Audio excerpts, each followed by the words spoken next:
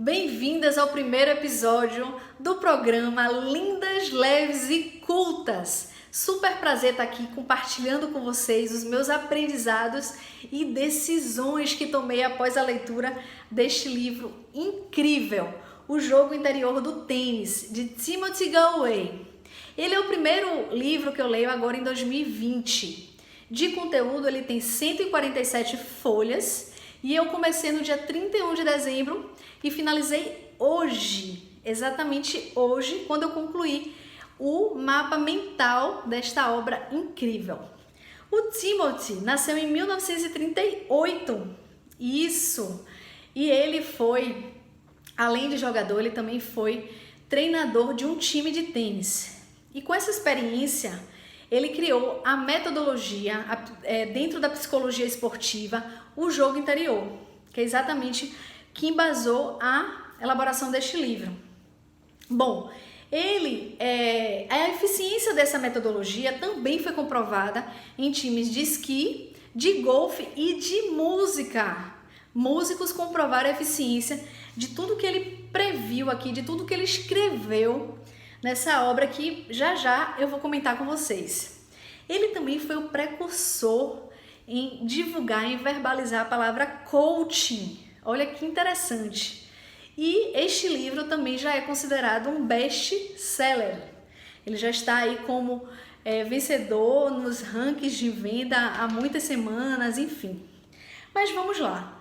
Tudo começou quando ele, treinando seus times, começou a observar diferentes comportamentos individuais, sendo eles ainda em treinamentos e em competições. E aí, na condução dele como treinador, ele percebeu que a efetividade das ações corretivas eram mais presentes quando ele não verbalizava muito as instruções e apresentava os exemplos, ele fazendo os exemplos, e não só corrigindo verbalmente. E aí começou a despertar nele as sacadas de dois mundos distintos, o mundo exterior e o mundo interior. São dois seres, são dois mundos.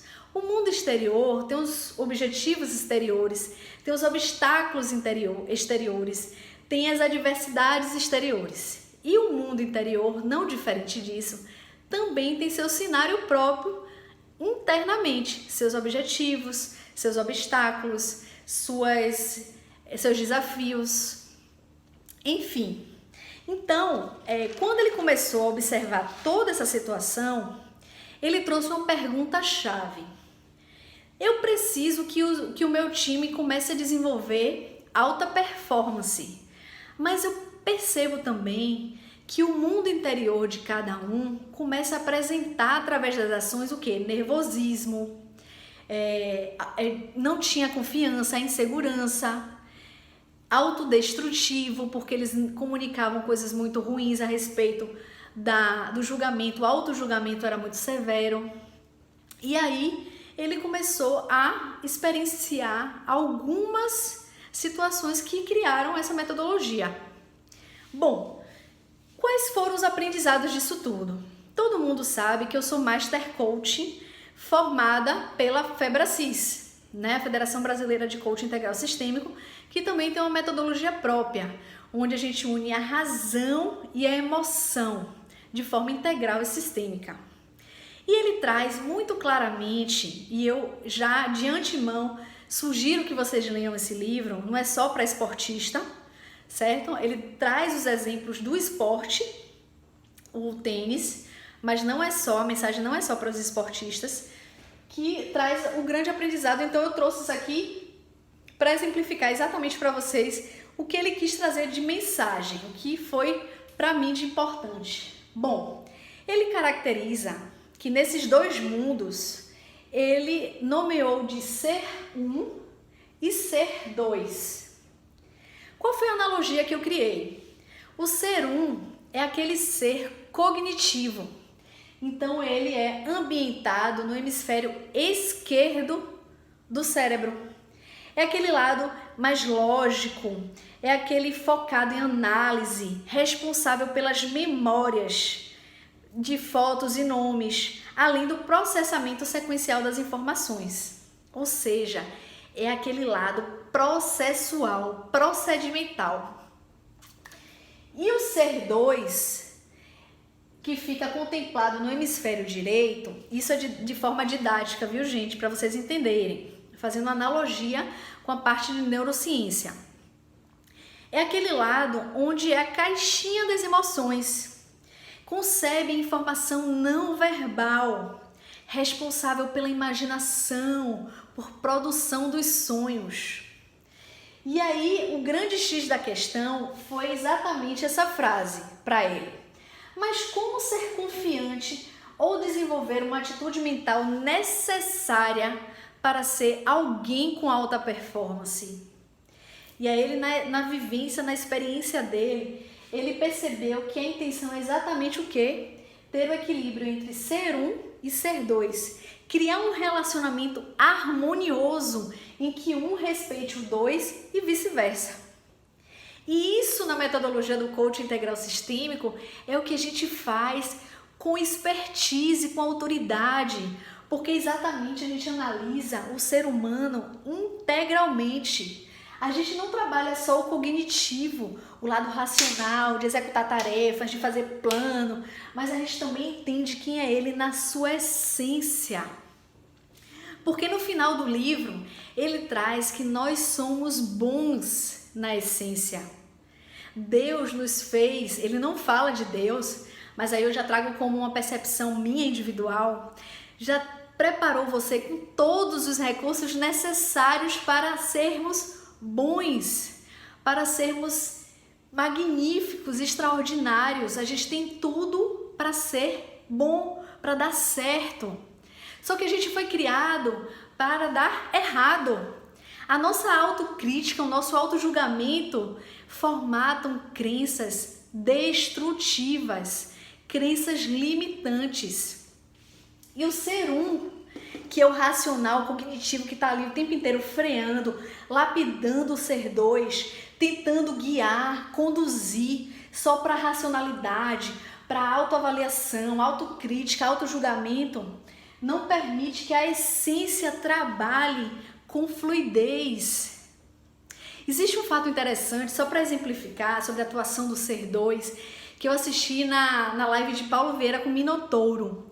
Quando ele, eu não sei se quem estiver assistindo aí se comentou, fala aqui embaixo, percebeu e tal, que ele disse o seguinte: ele visualizou tanto um determinado momento da luta, ele ganhando, que ele, quando chegou lá, ele entrou em um estado de flow e que ele conseguiu fazer exatamente aqueles golpes que ele tinha programado dentro de um cenário, eu tô toda arrepiada, dentro de um cenário que ele tinha visualizado para aquilo acontecer, e aconteceu. A visualização é um dos passos importantes para se trabalhar a mente, porque o C2, que precisa trabalhar a essência, fazer com que a máquina movimente em prol da execução do seu objetivo, ele é movido à imagem. Lembra que ele é formatação das imagens, produção dos sonhos, a caixinha das emoções?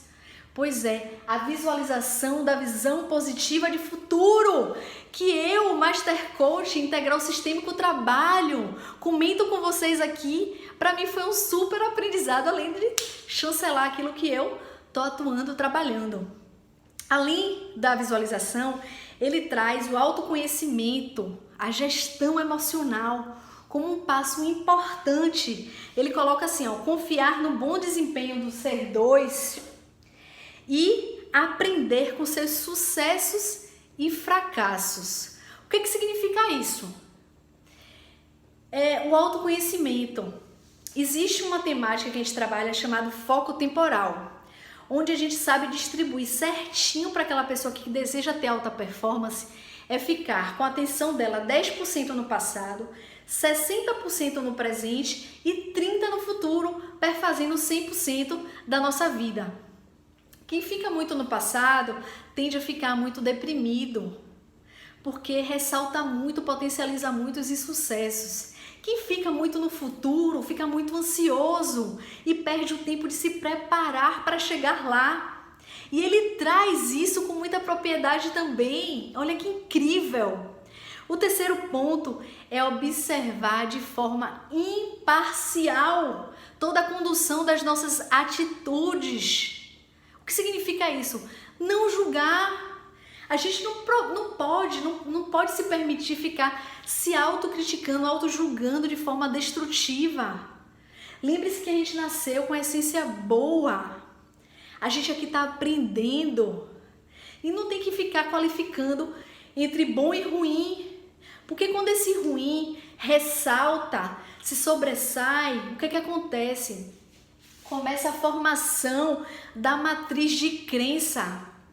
A informação chega, cria-se o senso, a convicção, a certeza e puf! A crença é instalada. E toda crença é o que? A gente aprende? É autorrealizável. E aí, naturalmente, você comunica, você pensa, você sente, puf! Você é o que você pensa. Você é como você se julga. Você é como você traz a sua verdade. Olha que incrível. Olha que interessante. E tem uma coisa aqui interessante também, que ele fala que para esses 3 pontos que eu abordei, para se trabalhar mente com alta performance, de forma assim bem resumida, você não pode deixar de alcançar a concentração relaxada, que pra gente nada mais é do que o mindfulness, é treinar a nossa atenção pro aqui e agora. O que pertence a gente é o presente, porque o passado já foi, o futuro só Deus. A gente se planeja para chegar lá, mas se a gente executar de forma coerente, voltado para aquele objetivo, exatamente. Então ele traz esse estágio de reflexão concentrada exatamente para criar hábitos saudáveis. Interessante, né? Deixa-me ver aqui a outra coisa que eu achei muito legal para trazer para vocês. Quando permitimos que a atenção fique concentrada, ganhamos conhecimento sobre o objeto em foco. A atenção é consciência focada e a consciência nos dá o poder do conhecimento. Então você tem que ter clareza, você não pode julgar sua situação atual. Você tem que dizer para aquele que você recorre ajuda quem você é hoje. Será que você se conhece? Será que você sabe quem é você? Trazer luz para o seu estado atual. Para aí sim você identificar aqueles pontos que precisam aprimorar de melhoria, para que você comece a desenvolver aquilo que você precisa. Tirar o ser dois do esconderijo, da escuridão. Ele está escondido, você tem que trabalhar ele. Você tem que trabalhar a gestão dessas emoções para que ele consiga, na hora certa, entrar e ajudar o ser um. Para você ter e ser uma pessoa de alta performance. E a decisão que eu tomo hoje é de continuar fazendo esse programa para vocês. Espero que vocês tenham gostado. Comenta aqui embaixo, marca alguém que precisa ouvir isso. Eu sugiro que vocês leiam. Essa é a minha compreensão. É um livro que cai no meu TCC de Master Coach. Então, além de gostar de ler esse tipo de temática, é algo que eu preciso me preparar para estar cada vez melhor para vocês, tá? E outra coisa, deixa eu falar do próximo livro. O próximo livro é Picos e Vales. Então, assim que eu concluir, eu faço um novo vídeo falando dos aprendizados e das decisões que eu tomo. Espero que vocês tenham gostado. Super beijo, um grande abraço no coração de vocês, lindas. E semana que vem eu vou trazer novidades, hein? Espero que vocês estejam conectadas ao 2º episódio de Lindas, Leves e Cultas. Super beijo!